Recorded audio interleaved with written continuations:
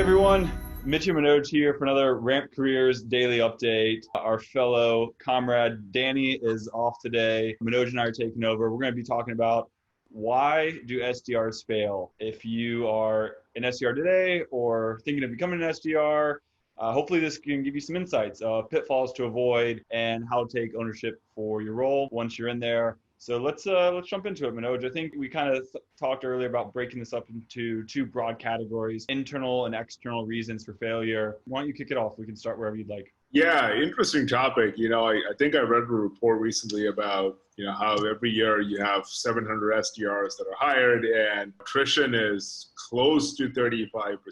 And you do the math, right? A third of 700,000, over 200,000 people churning every year. Tough topic, man. I know we talk about breaking it up into kind of two categories, right? Like everything in life, you fail because of things you can control. Sometimes you're just dealt a shitty deck of cards, and so you fail because of things you cannot control. But every year, statistically speaking, there are hundreds of thousands of people failing. And so I think it's important to provide some context around this, just so people understand before they go into sales development role as an early career professional, or they've come out of it a year and let's say that they've quote unquote failed. At least look back and understand why has this happened. Controllable reasons are a lot more straightforward, right? I think the biggest one is just lack of effort, right? It's a job that requires a ton of work. Bits and pieces of it are fun and exciting. A lot of it is repetitive, whether you like it or not. Been there, we've done that. Everything from list building to writing emails to cold calling. There's some volume involved. Yes, you can personalize and think of it as an art form, but at the end of the day, anytime you have any kind of volume involved, there's repetition and it's taxing. And I think that for reasons that maybe it's not a good fit for you, personality-wise, maybe you just don't want to put in the hours, whatever it may be, lack of effort, cut and dry, it's very straightforward. You have some folks that I'm sure fail for that reason, but that doesn't really apply to sales development, right? I mean, it applies to any other role as well. Another interesting thing, and I'd love to kind of pick your brain on it, is just kind of giving up too quickly. It's not the lack of effort. You put some effort, maybe you see some results, but have you seen instances where someone's coming in, they're doing an okay job. They're not, I guess they're not booking meetings left, right, and center. Unsurprisingly so, because hey, who does that when you've just started a job? There's a ramp time. Have you seen cases where people that have a lot of potential just give up too quickly because they're not getting the achievement motivation that they need in order to stick around for longer? Yeah, for sure. I've seen that. It's interesting. I think you mentioned lack of effort and how it applies to a lot of different disciplines, right? It's not just unique to SDRs. And I question, where does effort come from, right? Like internally, are those folks motivated? And if not, why?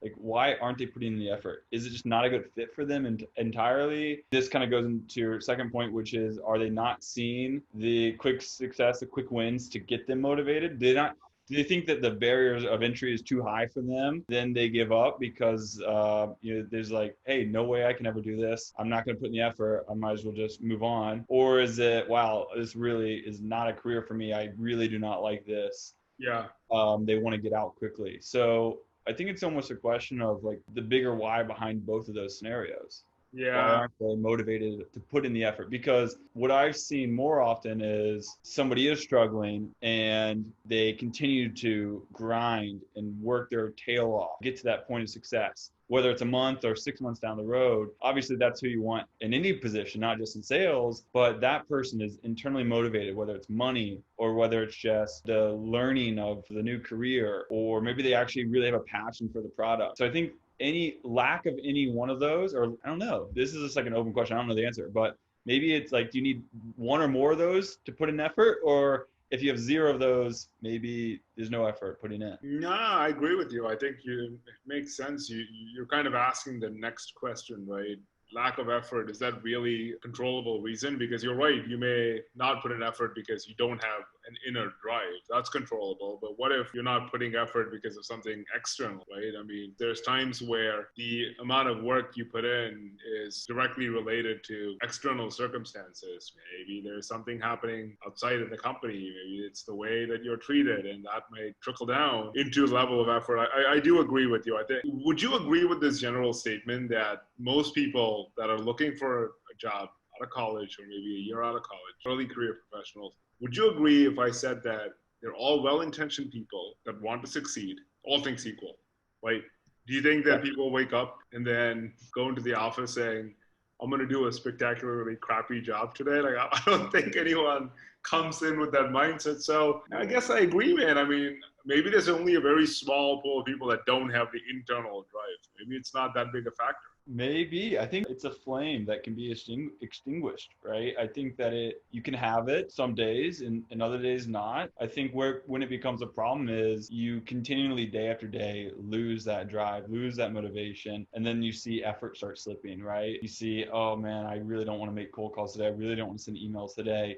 Maybe it's because you're not seeing success on that front of the business and you're putting in the effort, but you're not seeing the results. That's a huge demotivator for myself and for anybody, right? Maybe it's you just lost interest in playing the game of making money and doing your own thing, and you rather just move to a job where, you get told what to do and you do your actions every day. Maybe you just want a simpler day to day, right? So the amount of effort you require to put into the role becomes overwhelming. I think really the question becomes, how do sales leaders identify proactively that somebody is losing motivation, and how do they have those conversations to either increase motivation or revive it or keep it alive? I think you look back at good leaders in your career, your life, through school, through sports, through family, whatever it is. It could be your mom, like your mom's, your dad, they're leaders of the household. I think their role is for them to stoke that internal flame of motivation, especially in an SDR role where it's, like you said, it's tough. It's so tough on a daily basis, which kind of leads us to external reasons: poor coaching, poor training, poor resources. I think all those are leadership responsibilities. And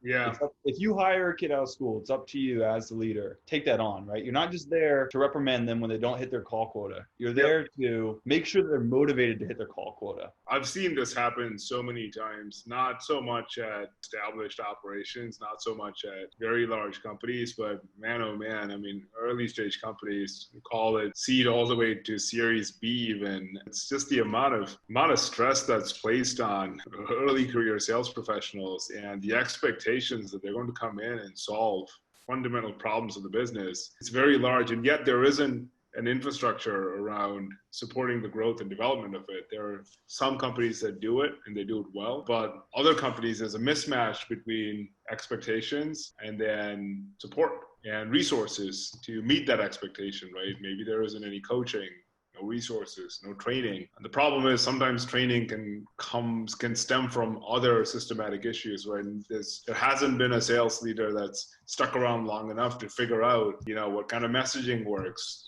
who should we go after, what's our ideal customer, what buyer personas are we targeting. All of that, in my eyes, are not in the domain of an early career SDR. They can certainly support in refining all of that, but to be burdened with figuring that out and then to also sell is simply an unreasonable expectation. Because if you as a seasoned sales leader can't figure this out, and if you as a founder or a CEO can't figure it out, how do you expect someone that's 21, 22 to come and solve all your problems? And should they indeed solve all those problems, shouldn't they be taking on your job?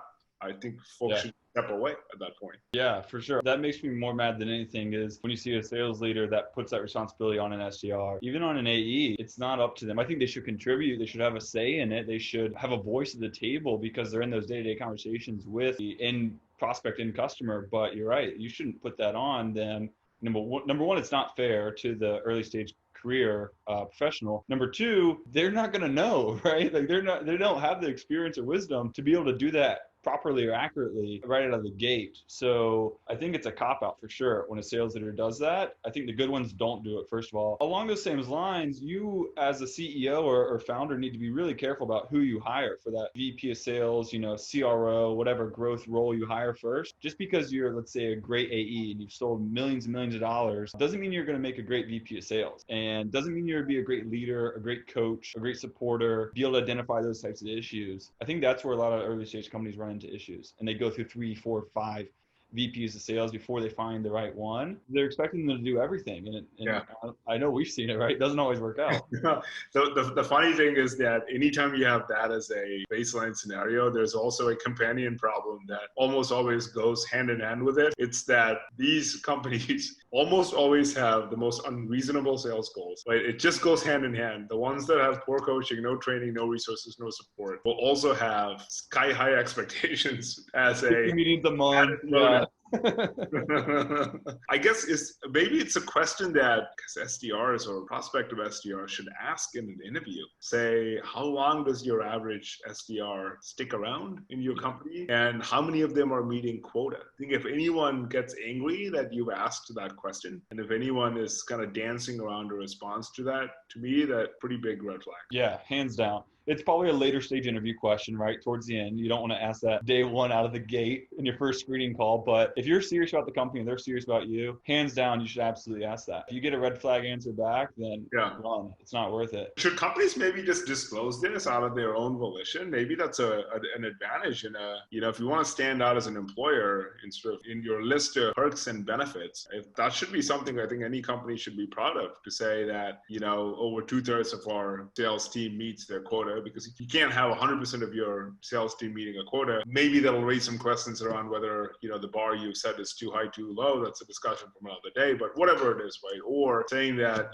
this is the average tenure of an SDR. These many SDRs have been promoted to AEs. I think those are, good things to kind of bank on. The last reason beyond your control is just toxic culture. And this comes down to, this might be, kind of spans the length of all the things that could happen, right?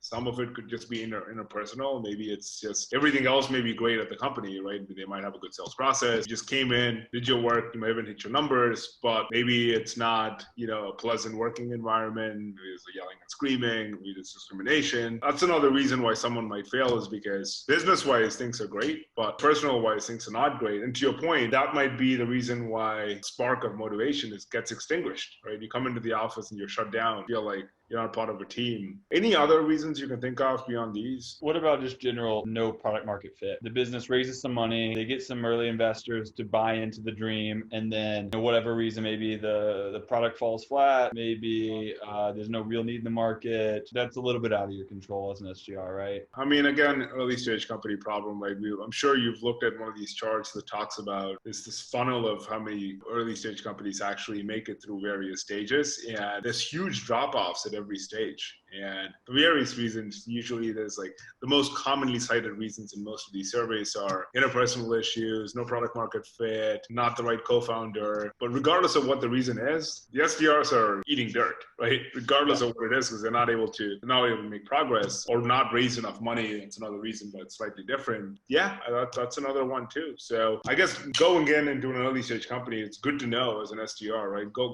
Don't kind of go all white in. Understand that there's things that you can control and there's things that you can't control. But the outcome at the end of your tenure there is not favorable. And I think you should just look back and say, why did this happen? Is it because look at the list of reasons we've talked about? Could just be you, or it could be outside of your control. But my perspective is, life is kind of long, and you just have to have enough shots at goal. And if you keep playing the game enough and doing the right things and learning, something's got to click. Yeah, for sure. We talked about some negative outcomes today, but I think you're right. At the end of the day, if any one of these does occur and you end up, not at the role that you thought you were going to be at forever, a couple of years, there's always another opportunity. There's always another door to open. And I think, sometimes it's hard to see that as an SDR or as anybody that's leaving one opportunity and trying to find your next opportunity. But just know that whatever you have learned and whatever experiences you have gained, you can take that with you. That doesn't go away, and you can use that to get your next job and next opportunity there. So I think we'll wrap on that. That sounds good, man. Good catching up. All right. Awesome. Thanks, everyone. Yeah. See you.